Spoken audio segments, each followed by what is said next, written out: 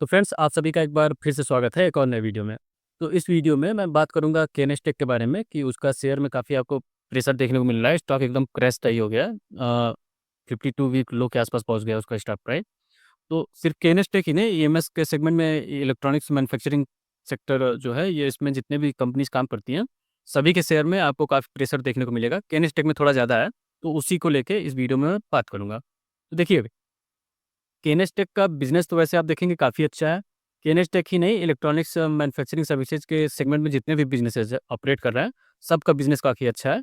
Government का पूरा-पूरा support है। गवर्नमेंट पीएलआई स्कीम्स के थ्रू काफ़ी अच्छे सपोर्ट कर रही है। गवर्नमेंट का पूरा ध्यान है कि इलेक्ट्रॉनिक्स की जो मैन्युफैक्चरिंग है, उसमें हम काफ़ी आगे बढ़े हैं। एटलीस्ट हम इम्पोर्ट जो करते हैं इलेक्ट्रॉनिक्स, कम से कम उतना तो हम मैन्युफैक्चरिंग कर रहे हैं। तो उसमें काफ़ी अच्छा काम हुआ भी है पिछले कुछ सालों में। आप मोबाइल की मैन्युफैक्चरिंग में देख लें तो उसमें डिक्सन ने काफ़ी अच्छा काम किया है। तो आईफ़ोन वगैरह की मैन्युफैक्चरिंग ठीक-ठाक होने लगी है इंडिया में। तो हमने काफ़ी अच्छा उसमें प्रोग्रेस किया है। आगे और भी प्रोग्रेस करना है।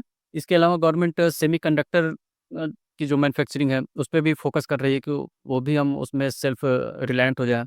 तो उसके लिए केनेस्टेक काफ़ी अच्छा काम कर रही है। केनेस्टेक का एक आई थिंक गुजरात में, एक तमिलनाडु में इसका इनका प्लांट लग रहा है कंडक्टर को लेके, जिसमें कि गवर्नमेंट का पूरा सपोर्ट है। स्टेट गवर्नमेंट और सेंट्रल गवर्नमेंट दोनों उसमें अच्छा खासा सब्सिडी दे रही हैं। ऑलमोस्ट 50% कहीं-कहीं अ, एक प्लांट में शायद 70-74% के आसपास इनको सब्सिडी मिल रही है। मतलब उस प्लांट को सेटअप करने में ऑलमोस्ट 70-75% फंड जो है गवर्नमेंट इन्फ्यूज़ कर रही है, स्टेट और सेंट्रल मिलके, और 25% के आसपास इनका लगने वाला है। तो बिज़नेस इनका काफ़ी अच्छा है, काफ़ी इंटैक्ट है। प्रॉब्लम क्या हो गई कि अभी रिसेंटली कोटक सिक्योरिटीज़ ने एक नेगेटिव पॉइंट आउट किया कि इन्होंने एक स्मार्ट मीटर बनाने वाली कंपनी का बिज़नेस एक्वायर किया था। तो उसका ट्रेड रिसीवेबल्स जो है वो काफ़ी हाई था। काफ़ी हाई का मतलब 2 साल 3 साल तक ट्रेड रिसीवेबल्स उसके थे। तो जब उसका बिज़नेस एक्वायर कर लिया तो वो ट्रेड रिसीवेबल्स भी इनके पास आ गया। तो उस चीज़ को इन्होंने पॉइंट आउट किया कोटक सिक्योरिटीज़ ने कि वो काफ़ी एक नेगेटिव है, और उससे इनका जो ओवरऑल ट्रेड रिसीवेबल्स है वो काफ़ी बढ़ जाएँगे, जो केएनएसटेक का बिज़नेस है। तो देखिए, प्रॉब्लम क्या है कि एक तो मार्केट काफ़ी बेरिश सा हुआ है, ये तो आपको पता ही है। तो जब बेरिश मार्केट होता है तो वैसे स्टॉक्स की अच्छी खासी पिटाई चल रही थी, सारे स्टॉक्स की ठीक-ठाक पिटाई चल रही थी। कम-ज़्यादा किस कहीं ज़्यादा कहीं कम, जिनकी अच्छी अर्निंग्स आई थी, आगे भी अच्छी अर्निंग्स आने वाली हैं, उन सारे भी बिज़नेसेस की थोड़ी बहुत तो पिटाई हुई है। तो एक तो मेन प्रॉब्लम ये है कि मार्केट बेरिश है, तो यहाँ पे कोई भी नेगेटिव न्यूज़ मार्केट को मिलेगा किसी भी बिज़नेस को लेके, तो वो और अच्छे से पिटाई करेगा। ठीक वही केनेस्टेक में होगा। ऊपर से ईएमएस के सेगमेंट में जितने भी स्टॉक्स काम कर रहे हैं, सबका पी मल्टीपल बहुत हाई था।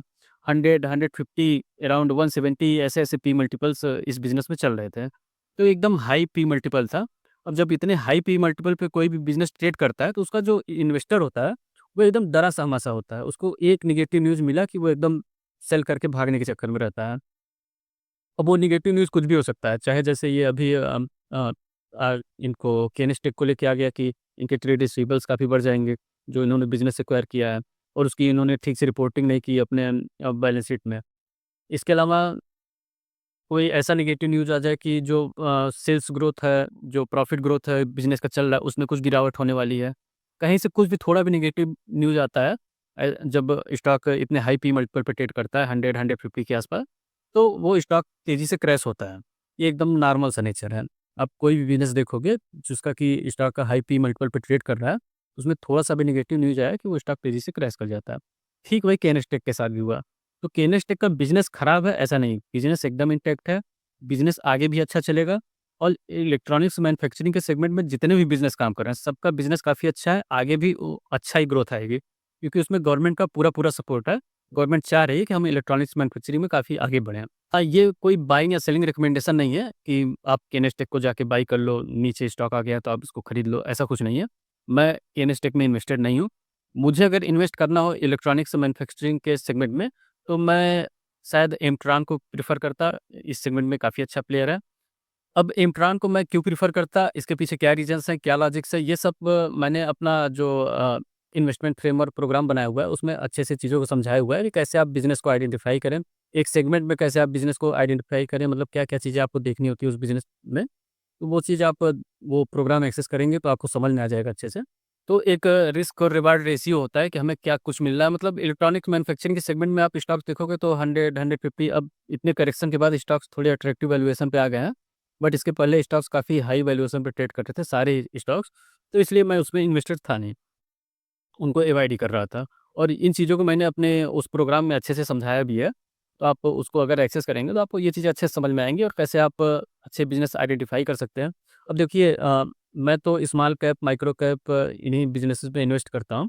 बट इसके बावजूद भी इतने करेक्शन के बावजूद भी आप देखोगे अगर मार्केट को या फिर सारे स्टॉक्स को देखोगे, इंडेक्स को देखोगे, तो आप देखोगे कि स्मॉल कैप, माइक्रो कैप जो बिज़नेसेज़ हैं, उन सब में 30%, 40% इवन 50% तक करेक्शन हो गया है।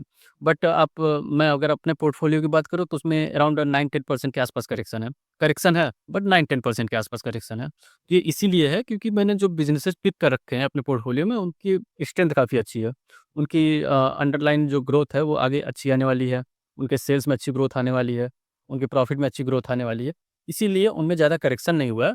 और मार्केट जब दोबारा से बुल फेज़ में एंटर करेगा तो पक्का वो नई मतलब अपने ऑल टाइम हाई पे दोबारा से पहुँच जाएँगे और एक नई नई हाई लगाते रहेंगे। तो ईएमएस सेगमेंट की बात करूँ तो इसमें अगर आप देखोगे तो अगर मुझे इन्वेस्ट करना रहे तो मैं एमट्रॉन को पिक करूँगा। क्यों पिक करूँगा? क्योंकि डिक्सन वगैरह ने अच्छा रिटर्न बना के दिया है। बिज़नेस उनका काफ़ी बड़ा हो गया है, उनका बिज़नेस ने काफ़ी अच्छा किया है।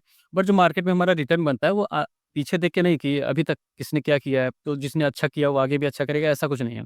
आगे जो अच्छा करेगा उसमें अच्छा रिटर्न बनेगा। तो आगे कौन अच्छा कर सकता है, किसमें अच्छा करने की गुंजाइश ज़्यादा है, वो चीज़ हमें देखना होता है। तो हमें ये समझना ज़रूरी है कि किस बिज़नेस में आगे चल के अच्छा ग्रोथ आने वाला है, वही रिटर्न बना के देगा। तो हमें उन्हीं बिज़नेसेस में अपने आप को इन्वेस्टेड रहना रखना होता है। हाँ, जिसको लेके मार्केट में कन्विक्शन ज़्यादा है, लोगों में इन्वेस्टर्स में कन्विक्शन ज़्यादा है, जिसके बारे में इन्फॉर्मेशन ज़्यादा है कि ये अच्छा कर ही जाएगा, तो उसमें मार्केट ज़्यादा पी मल्टीपल देता है, लोग उसमें ज़्यादा करेक्शन नहीं आता है जब भी गिरावट होती है। जहाँ थोड़ा कन्फ्यूज़न है कि आगे भी अभी तक तो अर्निंग अच्छी आ गई, आगे भी अच्छी अर्निंग आएगी कि नहीं, वहाँ मार्केट ज़्यादा नेगेटिवली रिएक्ट करता है जब भी मार्केट ऐसे बेयरिश फेज़ में आता है। तो ठीक है, इस वीडियो में इतना ही। Thanks for watching.